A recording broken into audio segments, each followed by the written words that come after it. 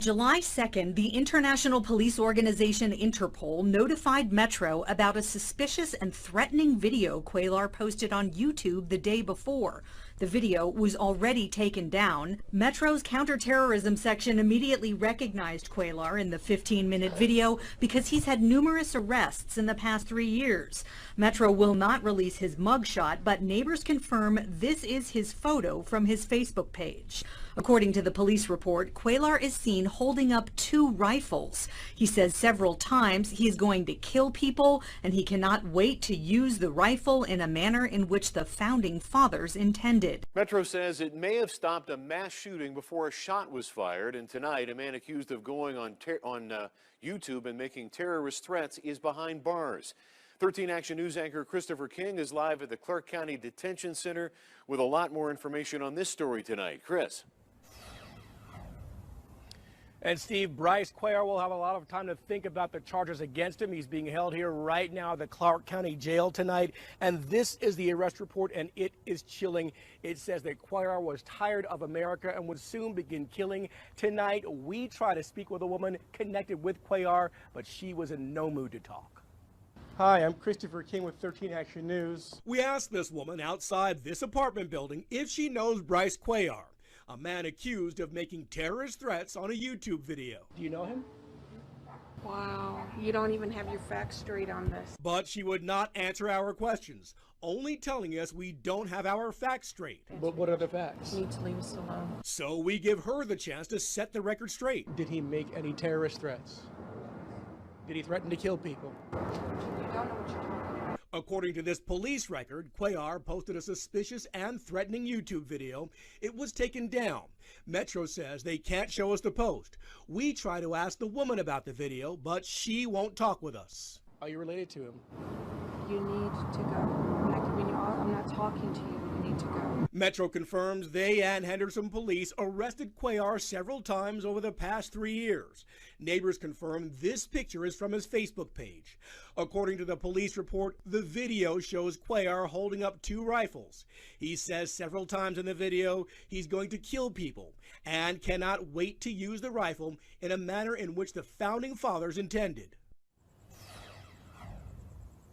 According to the report, Cuellar claims he's a Christian warrior who wants to kill gays and lesbians and Satanists. Page 28, State versus Bryce Cuellar, C317477, time set for sentencing. Are we ready to proceed?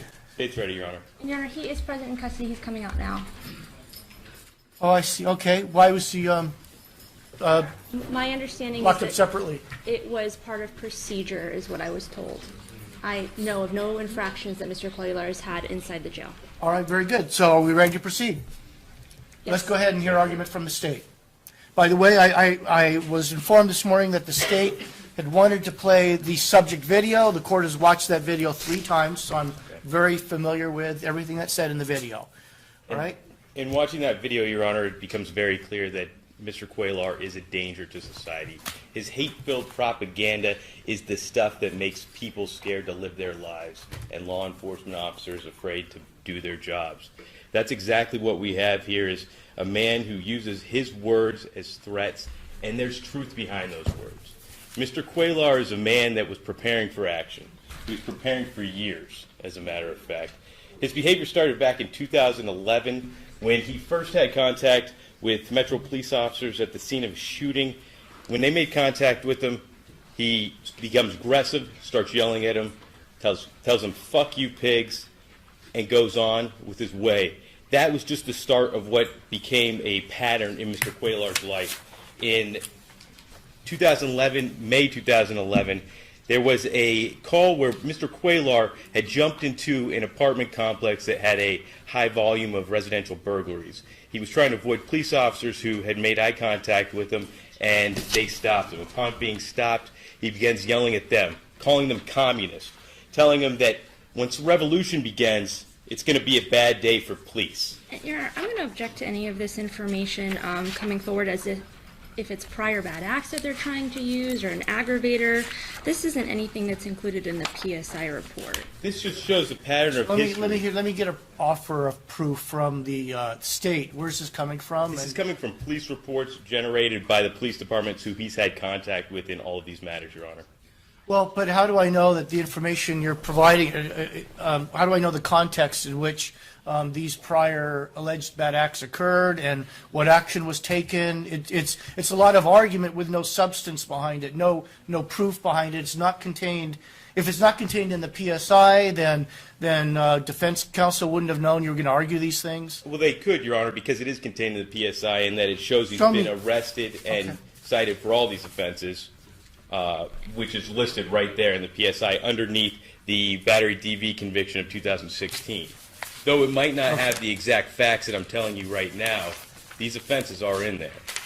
And specifically the one I was just speaking to you about, I see the domestic battery, July of 2016. And right under that, Your Honor, it says he's also been convicted of these offenses. I have obstruction, police officer, false information to police officer, resisting arrest, and these are all misdemeanors, Your Honor. Possession of dangerous weapon, which is the incident that I'm currently telling you about, Your Honor.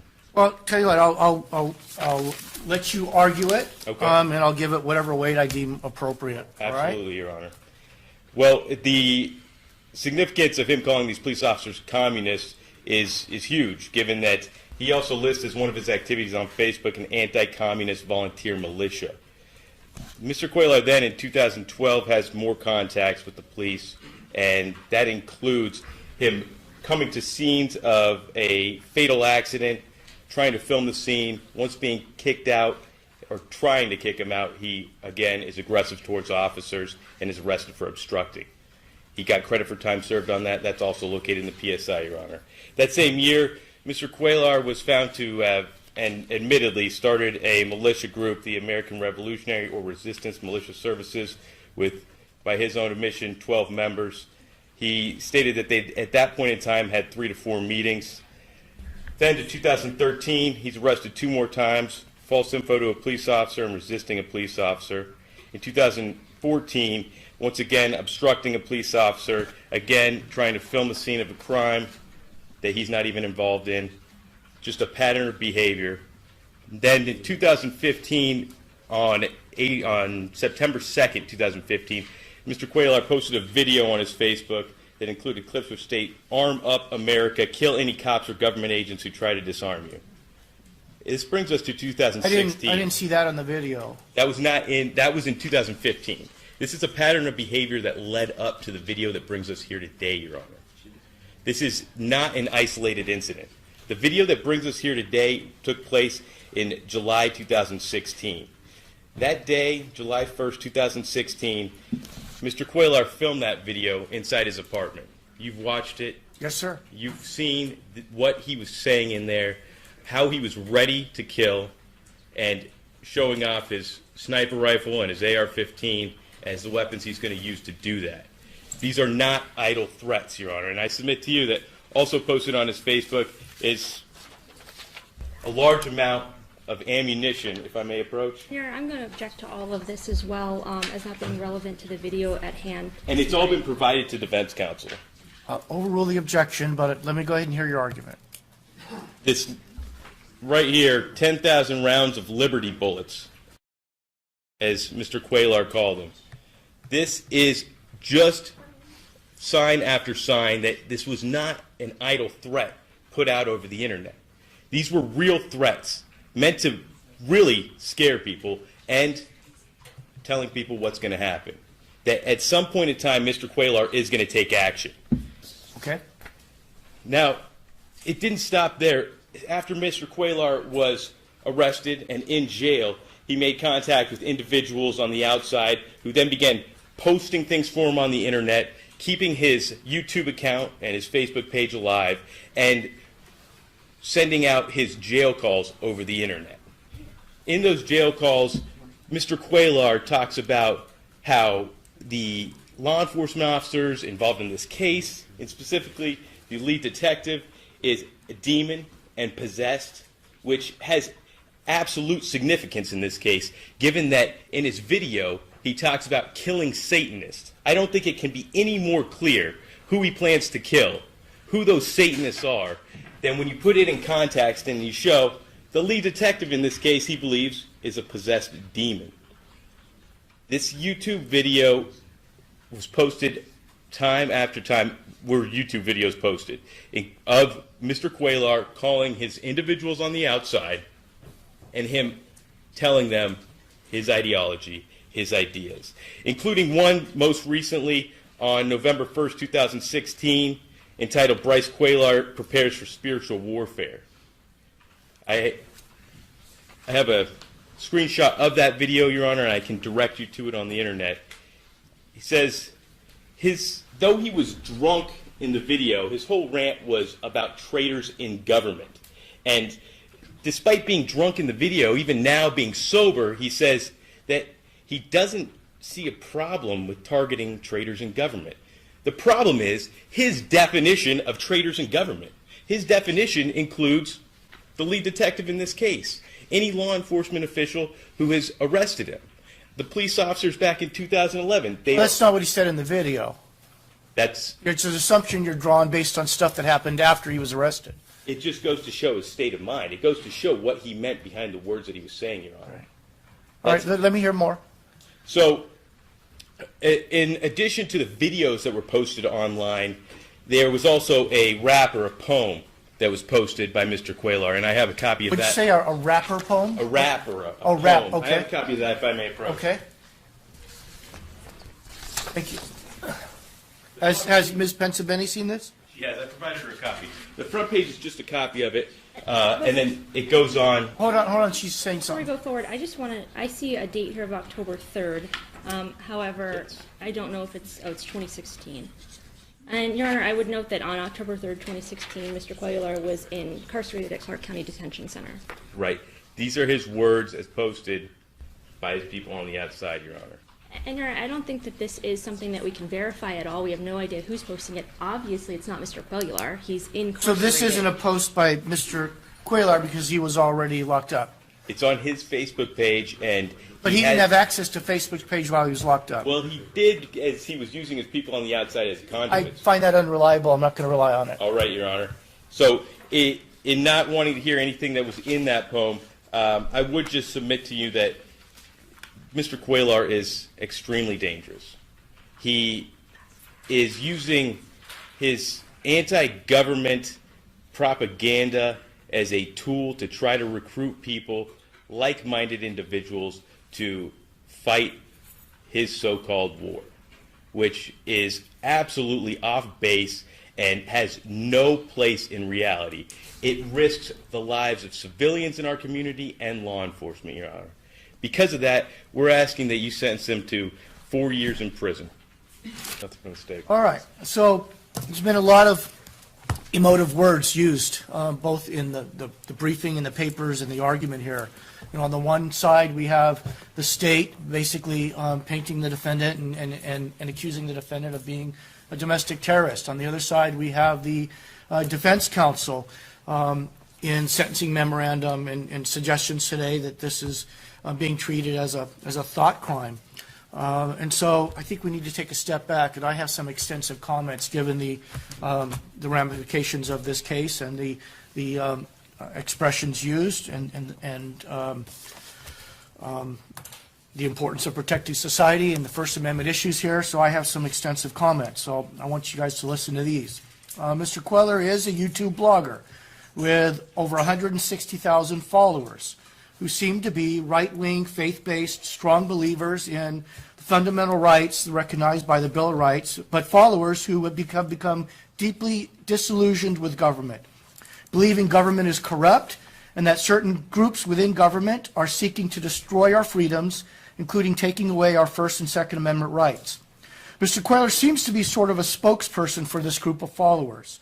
What brought him here before the court is a drunken rant that went far beyond constitutionally protected political speech and into the realm of criminal threats. Some of the things that he did, as evident by the video, he displayed his assault weapons and body armor. By itself, that's not a crime. He said he's going to use his rifles to protect himself from tyrants and Satanists. He said at the right time he will kill some Satanists. In fact, he repeated that over and over. He's going to kill Satanists. He never actually defined Satanists, but we have some indication in some of his other speech on the video. He said that those who live by the sword will die by the sword. And he said, then he expressed why. He said, because you want to murder people. And then he mentioned FEMA concentration camps, and people want to do him harm. One could view his statements as suggesting self-defense. Unfortunately, though, he goes on further and expresses great profanity against towards gays and lesbians, and has slurs towards gays and lesbians. And one could also ascribe to his video that he's including gays and lesbians within his broad definition of Satanists, although that's not entirely clear. He says he's done with this earth. He's ready to pull the trigger. He says this is not the America that the Founding Fathers gave us. And then he complains, and please excuse my language, but repeating what he says, that faggots, lesbians, and homosexuals run this country, and they want your guns. And then he says, he looks into the camera and then tells his followers, fight back, you effing cowards. And so the general mood of this entire rant, I could see it as somewhat intimidating. Not to any particular group other than the LGBT community, but certainly intimidating to the LGBT community if they were watching it. And perhaps it would also be intimidating to anybody who's trying to deprive a person of their constitutional Second Amendment rights and seeks to interfere with the defendant's ability to exercise those rights. Now, defense counsel, on the other hand, as well as many of the writers in over 100 letters that I received, support the defendant and have questioned the legitimacy of the charges, confirming that the charges are really thought crimes. And they draw analogy to George Orwell's 1984. And the charges here do implicate the First Amendment. First Amendment was made applicable to the states through the 14th Amendment, and it provides that Congress shall make no law abridging the freedom of speech. The hallmark of the First Amendment is to promote the free trade of ideas, even ideas that the overwhelming majority of people might find discomforting, offensive, or even frightening. But the protections afforded by the First Amendment are not absolute. In fact, from 1791 until the present, the United States Supreme Court has permitted restrictions on the content of speech in few limited areas. One of these areas of constitutionally restricted speech is known as true threat. True threats encompass those statements where the speaker means to communicate a serious expression of an intent to commit an act of unlawful violence to a particular individual or group of individuals. Very recently, our Chief Justice of the Supreme Court, Roberts, in 2015 said in Ilanis versus United States, 135 Supreme Court 2015, or 135 Supreme Court 2001 in the date 2015 said, true threats inflict great harm and have little, if any, social value. A threat may cause serious emotional stress for the person threatened and those who care about that person, and a threat may lead to a violent confrontation. It is true that a communication containing a threat may include other statements that have value and are entitled to protection, but that does not justify constitutional protection for the threat itself. Nevada statute NRS 202.448 criminalizes true threats. The statute doesn't punish mere thoughts. The plain language of the statute creates a specific intent crime. The state must prove that a defendant made a threat, subjectively intending to injure, intimidate, alarm, or cause unrest or panic. The court finds that NRS 202.448 is constitutionally permissible under the First Amendment.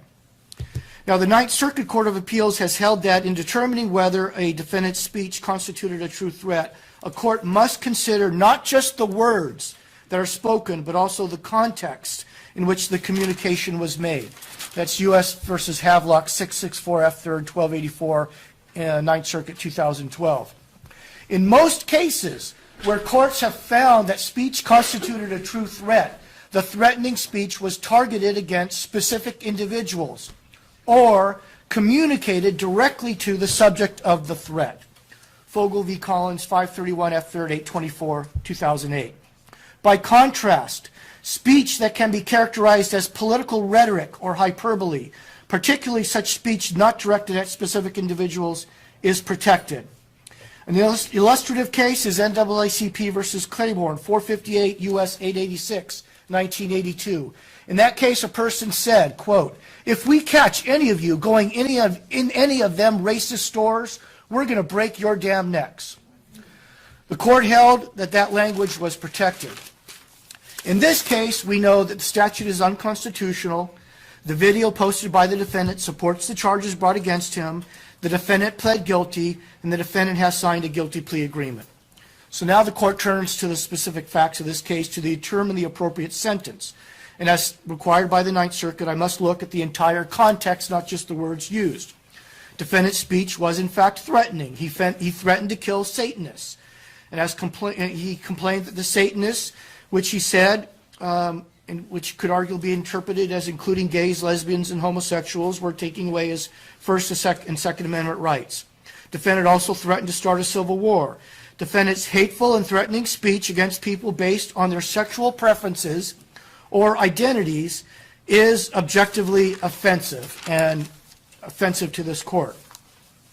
However, there are certain mitigating factors, several mitigating factors, and the court's going to identify those so the court parties know what the court has considered. Number one, defendant did not make a threat against any specific individual. Number two, defendant did not communicate his threats directly to any targeted group of persons. Number three, the defendant did threaten to kill, but he threatened to kill Satanists. Defendant never clearly defined that group. Number four, defendant did not ask or encourage or solicit his followers to kill or shoot anybody. Number five, the defendant made his threats while sitting on his own couch in his own home, while on his own computer. Nobody would have experienced any fear of immediate bodily harm watching that video. Number six, defendant was obviously very intoxicated and impaired when he made his threats. This is not an excuse, but it does diminish the extent of his intent to cause harm or distress to others. And drunkenness followed by extremely horrible events in his life is what actually occurred here. He had a wife's miscarriage, he lost housing, he had his truck stolen, and he recounted all that on the video. Number seven, the defendant is very young, only 24 years old. Number eight, the defendant seems to have massive support from the community. His followers believe that he would never unlawfully hurt anybody. His followers believed that the defendant was expressing political speech that was constitutionally protected and not to put anybody in fear or being murdered. We know that it actually went beyond that, but I mention that because the letters that I received, over 100 of them, suggest from people that know the defendant, has listened to his words, that have followed the defendant, don't believe he is a domestic terrorist. Number nine, defendant has no prior felonies. Number 10, defendant surrendered without incident. Number 11, P&P recommends probation. Number 12, the defendant has already spent 124 days in jail. Finally, the court finds that the video, it did arguably include some politically protected speech. Defendant did mention issues involving the First Amendment, the Second Amendment. He complains about immigration. He complains about searches and seizure. He complains about the safety and security of American citizens. In sum, defendant engaged in offensive, hateful speech. He deserves to be punished, right? But he's not a domestic terrorist, and the punishment must be commensurate with the degree of culpability and not inflated due to the offensiveness of the content of the speech. For these reasons, the court accepts the recommendation of P&P. Defendant is adjudicated guilty of count 1, sentenced to 19 to 48 months. Nevada Department of Corrections, the court puts the defendant on probation for an indeterminate term not to exceed 4 years. The defendant shall be permitted to continue his YouTube channel and blog, but his speech will be subject to scrutiny by P&P. He must avoid making any threats to kill. He must avoid making any threats to harm. He must avoid threats to harm immigrants, gays, lesbians, or anybody else. And he must not display any weapons. Mr. Queller, do you understand these terms and conditions? You agree to follow those terms and conditions? Yes, Your Honor. All right. Anything else? From the state, Your Honor. Counts 2 and 3 are dismissed.